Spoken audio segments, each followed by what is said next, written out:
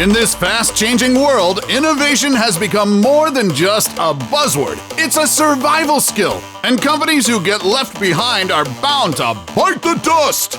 The reason I was brought onto this company is that I understand young people. I know what's hip, I know what's on, I know what's lit, I know what's fleet. These days, it's either you disrupt or you get disrupted. And these companies unfortunately became victims of their own complacency. Today, we're counting down the 8 companies that failed to innovate and died. What's up, Acnetics? This is Discovery Amuse, serving up your daily dose of the most outrageous, outlandish, and out-of-this-world fun facts. Our top 1 brand used to be synonymous with photography, but now they've become as obsolete as, well, rotary phones. Okay, so I need to spin. Okay. Number 8, Nokia. Before Apple and Samsung dominated the smartphone market in the late 90s to early 2000s, there was this Finnish phone maker that led the mobile phone revolution, constantly churning out cool-looking phones with batteries that could virtually last a lifetime. You think if they knew about the Nokia Lumia, they'd stop fighting all the time? I don't know. I think they kind of like fighting. In fact, at its peak in 2007, the company enjoyed a massive 51% share in the global phone market. Their products were applauded for their exceptional hardware, which gave birth to memes of Nokia phones being indestructible. But this was also the very thing that led to the company's downfall. Never before in business history has the competitive environment changed as much as it did in the converging industry of mobile communication, internet, computers, etc. Nokia paid too much attention to perfecting their hardware, and they overlooked another essential aspect: the phone's software. Unlike Apple and Google that both worked on improving their operating systems, Nokia was reluctant to change their OS, and when they did decide to take the leap in 2011, albeit quite late in the game, instead of partnering with Android, Nokia made the bold choice to use Windows Phone OS with their Lumia series. And we all know how the Windows Phone OS ended up. In the gutter. Nokia was also a classic example of a company that rested on its laurels. Just as the smartphone trend was emerging, they preferred to stick to their guns and continue to make traditional brick phones instead of using their resources to keep up with the evolving demands of mobile phone users. Enjoying your new I, Horton, son? Yeah. I mean, it's got a bunch of obvious design flaws, and my bill just went up for some reason, but I don't know. How do I look? Watch until the end to know more about the company that was killed by a technological innovation, which, ironically, they invented themselves. Number 7, Pan Am. With a schedule like that and experience like Pan Am's, why fly with anyone else? You can't beat the experience. We are proceeding to Europe. Pan American Airways took off with flying colors after it was founded in 1927. Some of its milestones include being the first American airline to operate a permanent international service and completing a round-the-world flight. In 1970 alone, they transported 11 million passengers to more than 80 countries.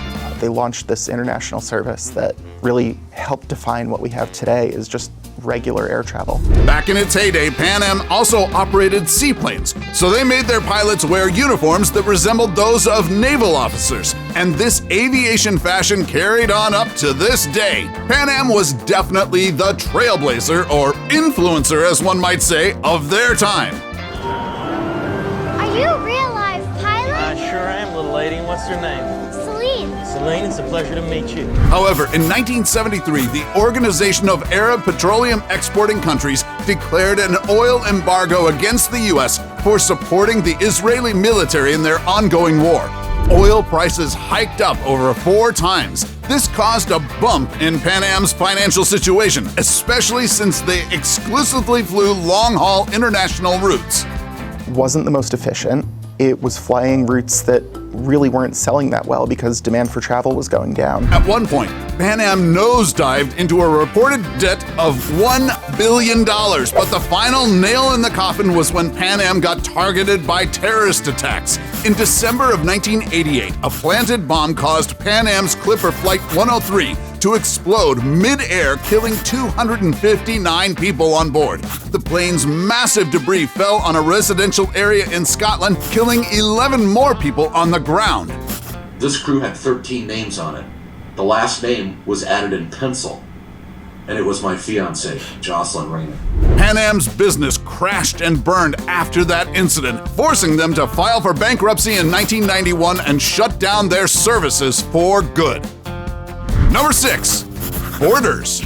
Borders was a book and music retail store that had humble beginnings in Michigan. Years after its establishment in 1971, Borders' territories expanded with over 600 physical stores and nearly 20,000 employees across the U.S. during its peak.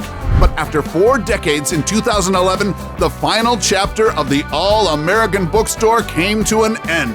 I think it's very regrettable. I myself like the physical touch, the ability to turn pages. Pundits attribute Borders' collapse to the company's focus on opening more brick-and-mortar stores rather than investing in online shops. When Borders explored the online selling option, it outsourced its sales to Amazon, weakening the company's branding strategy and highlighting Amazon's instead. Borders also failed to ride the rising wave of ebooks, which Amazon and Barnes & Noble did with Kindle and Nook. They were very slow to come around to e-readers. That combined with some other strategic mistakes, having too many stores, having those stores be too expensive, ended up really hurting their business. By the time Borders launched their first online ebook store, it was too little too late. The 2008 to 2009 recession also aggravated Borders' growing debt. In 2011, Borders filed for bankruptcy and its rival Barnes & Noble purchased all of Borders' trademarks and customer lists. Number 5. Yahoo! Remember this iconic yodel? Yahoo? The has-been tech giant was one of the internet pioneers back in the 90s. At its peak, it clocked in 95 million views per day and was even valued at over $100 billion. But the tech company had a weakness. It initially didn't develop its own search engine and used Google's services instead. What is Prime Meridian? Hedgehog cute. Do you mean hedgehog? Hedgehog cute. God, do you mean hedgehog? Hedgehog's cute. This helped Google gain popularity, especially since they were developing better and faster services. In 2002, the Yahoo management refused to buy Google for $3 billion, saying it was overvalued. In 2008, Microsoft offered to buy Yahoo for $44.6 billion, but the acquisition didn't push through because the founders thought it severely undervalued their beloved company. A security breach in Yahoo's platform in 2014 pushed the company further down, and their services like Yahoo Mail and Yahoo Messenger were overshadowed by competitors that just did them way better and more securely. The more the internet users veered away from Yahoo, the less revenue the company earned. That the company went through 4 CEOs in a span of 6 years didn't help Yahoo either in refocusing their direction. I think that it really was a matter of we needed to rebuild some of the talent base. We had, at the time, about 50 engineers in a company of about 14,000 working on mobile. Today, we have more than 500 engineers working on mobile. Until in 2017, Yahoo was acquired by Verizon for a measly $4.48 billion. Number 4. Polaroid. Can take a picture of somebody and then hand it to them, and it's a gift. When it comes to analog photography, Polaroid was the brand to beat. And in 1977, the company even gained 2/3 of the instant camera market. But when digital cameras started popping up, Polaroid was too slow to zoom in and focus on the opportunity at hand. Polaroid's R&D was apparently tinkering with digital photography as early as the 1960s. Still, the big bosses placed their bets on hard copy prints or instant films rather than adapting to digital imaging. Picture came out and developed slowly, and that was described as magic. In 1977, when Polaroid launched Polavision, a color home video system, there were already similar products on the shelves. The Polavision failed and cost the company about $15 million, instilling this fear of innovation among the company's execs. Since 2001, Polaroid has declared bankruptcy twice and been sold 3 times. and one of those 3 owners, one of the interim owners, went to jail for fraud. In recent years, Polaroid photography has made a soft comeback for its vintage appeal, much like how vinyl records found a niche market again. But other than catering to a specific group of enthusiasts and serving as the inspiration of the Instagram logo, Polaroid has a lot of catching up to do in order to become the big shot it once was. Smile. Number 3, Blockbuster. In the age of Netflix and Amazon Prime, Blockbuster had the potential to be a box office hit. Instead, it bombed in the innovation game big time. Give the gift of entertainment. For the uninitiated millennials, Blockbuster was a movie and video game rental service which, during its heyday in the late 90s, had more than 9,000 stores spread across the US. It's also reported to have earned $800 million in a single year just from late fees. Blockbuster had an innovative new barcode system which meant that they could track up to 10,000 VHSs per store to each registered customer, which also meant that they could keep an eye on those lucrative late fees. During the 1990s, Blockbuster was busy putting its money on physical stores, but the late fees proved to be both the company's cash cow and its ticking time bomb. In 1997, Reed Hastings created Netflix in part due to his frustration over his $40 late fee from Blockbuster. Back then, when Netflix was a DVD-by-mail rental service that promised 0 late fees. And in about 1 business day, you'll get 3 delivered to your house. Keep them as long as you want, without late fees. Blockbuster actually had an opportunity to buy Netflix for $50 million, but they ultimately said no. Blockbuster partnered instead with Enron for their video-on-demand service, but they still prioritized their brick and mortars. In an attempt to quash their competition, they even took out their late fees too. No more late fees! No more late fees! No more late fees! Fast forward a few years later, and Netflix steadily grew its streaming service innovation and devoured Blockbuster's market share. By 2009, Netflix earned $116 million, while Blockbuster lost $518 million.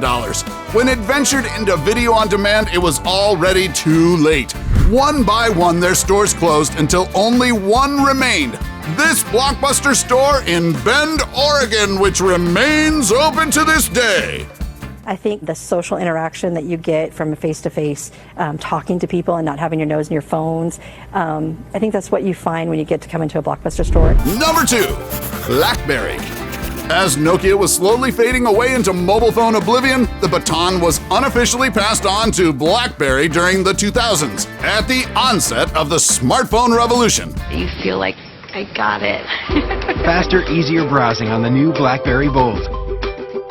Blackberry, which is owned by the company Research in Motion, or RIM, became the go-to phone of business professionals with its sleek design and full keyboard that allowed people to work remotely from anywhere. The BlackBerry Messenger, or BBM, also attracted consumers by offering a fast and unlimited way of communicating. At that point in time, BlackBerry had all these government contracts and big business deals, and those deals in turn spurred more consumer adoption. But just like Nokia, BlackBerry was blinded by their success and they refused to adapt to the changing demands of mobile phone users. When the iPhone was born and touchscreens were on the rise, BlackBerry's mother company RIM stuck to their guns and put all their proverbial eggs in the physical keyboard basket. Say goodbye to autocorrect and make your own mistakes, because productivity is a pleasure as you press the BlackBerry buttons. It worked out well for the company for a while until it didn't. More and more business professionals preferred the touchscreen form factor, and BlackBerry started playing catch-up. BlackBerry was slow to change. Its company ethos was built around designing a great product that just worked and iterating on it very slowly. When they released a touchscreen unit in 2008, the BlackBerry Storm was met with poor user reviews. BlackBerry's App Store also paled in comparison to Apple's and Android's. Ultimately, BlackBerry lost in the battle of smartphones. The brand was kept alive after Chinese multinational electronics company TCL started carrying the BlackBerry name on its mobile devices in 2017. However, in August 2020, TCL announced they would halt the production of BlackBerry phones altogether. Before we go to our number 1 pick, Do us a solid and make sure to smash the subscribe button and hit the notification bell. Don't forget to choose all so you won't miss out on any of our latest life-changing, boredom-busting content. And of course, be sure to turn on notifications in your app settings. Number 1, Kodak. The camera company used to own 80% of the American photographic film industry's market share. Make no mistake, Kodak used to be the disruptor and innovator back then when its founder, George Eastman, invented the film roll and basically revolutionized photography as we know it today. Don't miss any of your moments. Capture them all on Kodak Gold Film. It was also a Kodak engineer, Steve Sasson, who invented the first digital camera in 1975. But instead of investing in it, the management told him not to tell anyone about it, as they were afraid that it might affect their bread and butter, the camera film. You have this great cash cow, which is your film camera business, and you're one of the dominant players there. You're reluctant to totally disrupt it yourself. But as Amazon CEO Jeff Bezos once said, it is far better to cannibalize yourself than have someone else do it. And that's exactly what happened to Kodak. Digital cameras ate film-based devices alive. Kodak lost its market share and was forced to file for bankruptcy protection in 2012. The company still exists today, not as an industry leader, but as a software and commercial printing technology provider.